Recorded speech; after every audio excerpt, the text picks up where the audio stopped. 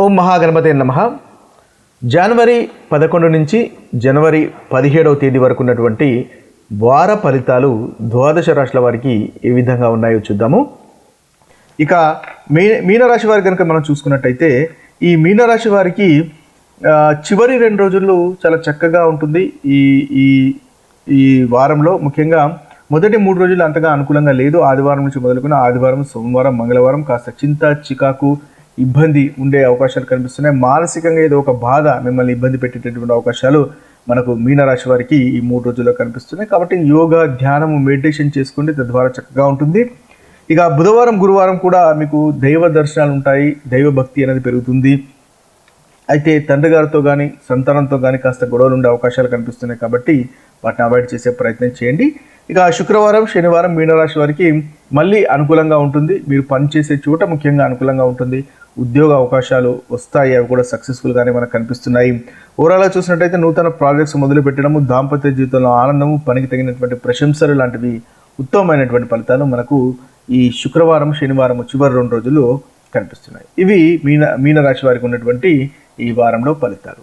ద్వాదశ రాశుల వారికి మనము ఈ వారంలో జరుగుతున్న ప్రతికూలమైనటువంటి ఫలితాలు తొలగిపోయి అనుకూలమైనటువంటి ఫలితాలు కలగడానికి తీసుకోవాల్సినటువంటి పరిహారాలు కనుక ఒకసారి గమనించినట్టయితే, మేషరాశి వారికి ముందుగా ఈ వారంలో మీరు పఠించవలసినటువంటి బీజమంత్రము కనుక చూసినట్టయితే, మీరు ఓం హ్రాం హ్రీం హ్రౌం సహ సూర్యాయ నమః అనేటటువంటి బీజమంత్రాన్ని ప్రతిరోజు 108 సార్లు పఠించండి. ఈ వారంలో చక్కగా ప్రతికూలమైనటువంటి ఫలితాలు, ఏదైతే చెడు ఫలితాలు ఉన్నాయో ఆ చెడు ఫలితాలు తొలగిపోతాయి.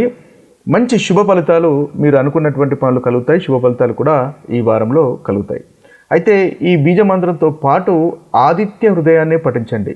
ఆదివారం రోజు ఉదయము ఆదిత్య హృదయాన్ని కనుక పఠించినట్టయితే మేషరాశి వారికి ఈ వారంలో చక్కటి ఫలితాలు కలుగుతాయి. ఇక వృషభ రాశి వారి యొక్క పరిహారాలు కనుక మనము చూసినట్టయితే, ఈ వృషభ రాశి వారు చంద్రుణ్ణి ఆరాధించండి. అంటే చంద్రుడు అంటే శివుణ్ణి ఆరాధించినట్టయితే ఈ వారంలో మీకున్నటువంటి ప్రతికూలమైనటువంటి ఫలితాలు తొలగిపోతాయి. సోమవారము శివునికి అభిషేకము, లింగాభిషేకం చేయండి. చక్కటి ఫలితాలు ఈ వారంలో కలుగుతాయి. శివుని ఆరాధనతో పాటుగా ఓం శ్రాం శ్రీం శ్రౌం సహ చంద్రాయ నమః అనేటటువంటి మంత్రాన్ని ప్రతిరోజు 108 సార్లు పఠించండి. దీని ద్వారా మీకు చక్కటి మానసికమైనటువంటి శక్తి లభిస్తుంది. తద్వారా ఈ వారంలో మీరు అనుకున్నటువంటి పనులు చేయగలుగుతారు. ధనలాభం కూడా ప్రాప్తిస్తుంది.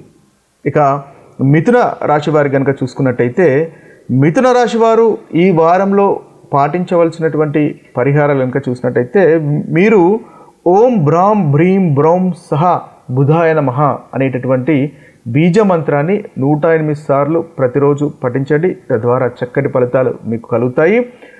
ముఖ్యంగా బుధవారం రోజు పఠించండి. తద్వారా అనుకున్నటువంటి పనులు మీరు చేయగలుగుతారు. ఈ బీజమంత్రంతో పాటుగా విష్ణు సహస్రనామం పఠించండి లేదా వినండి.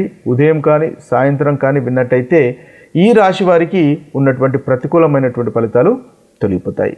ఇక కర్కటక రాశి వారి కనుక చూసుకున్నట్టయితే, కర్కటక రాశి వారు ముఖ్యంగా ఈ వారంలో మహాలక్ష్మిని ఆరాధించండి. మహాలక్ష్మిని ఆరాధించినట్టయితే ధనలాభం అనేది కర్కటక రాశి వారికి ఈ వారంలో పెరుగుతుంది.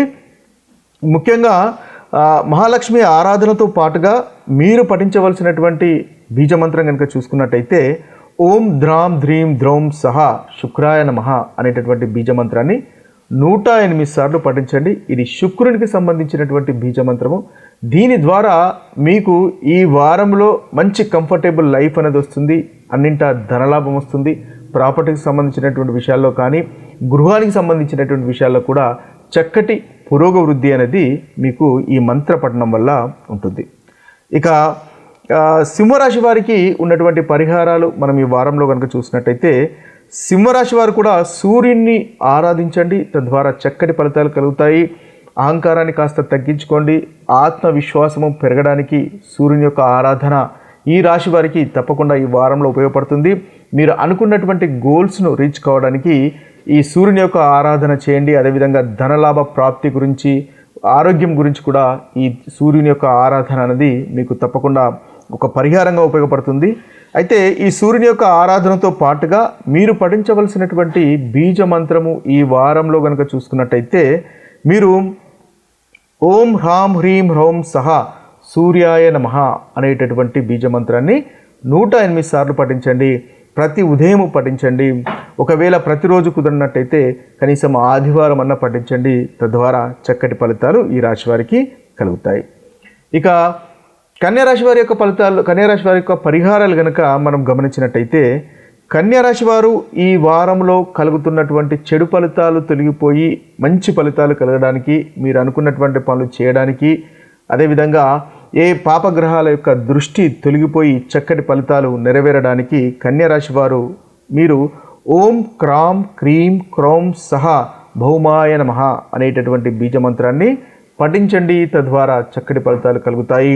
ప్రాపర్టీస్కి సంబంధించినటువంటి విషయాల్లో కానీ, లేదా మీకు సఖ్యతకు, భార్యాభర్తల మధ్య సఖ్యత కూడా ఇబ్బంది ఉన్నట్టయితే ఆ సఖ్యత కూడా కలగడానికి, మెరుగుపడడానికి, ధనలాభ ప్రాప్తికి, అదేవిధంగా కన్యారాశి వారికి విద్యకు సంబంధించినటువంటి విషయాల్లో కూడా చక్కటి పురోగవృద్ధి పొందడానికి ఈ యొక్క బీజ మంత్రాన్ని పఠించండి. 108 సార్లు పఠించండి ప్రతిరోజు.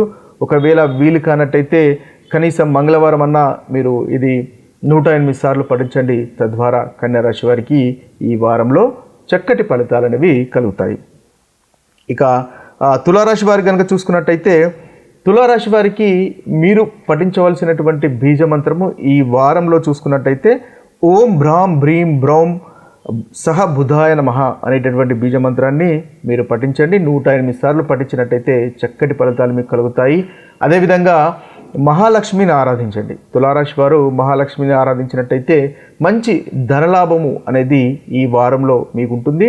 అదేవిధంగా చెడు ఫలితాలు కూడా తొలగిపోయి చక్కటి అనుకూలమైనటువంటి ఫలితాలు ఈ వారంలో మీకు కలుగుతాయి. ఇక వృశ్చిక రాశి వారికి కనుక చూసుకున్నట్టయితే వృశ్చిక రాశి వారికి పరిహారాలు, మీరు ఈ వారంలో శనీశ్వరుణ్ణి పూజించినట్టయితే చక్కటి ఫలితాలు కలుగుతాయి. ఏదైతే మీకు పెండింగ్లో ఉన్నటువంటి పనులు దీర్ఘకాలికంగా మీకు కావట్లేదు అని అనుకున్నటువంటి పనులు కూడా మీకు నెరవేరుతాయి. అదేవిధంగా మీకు వృత్తికి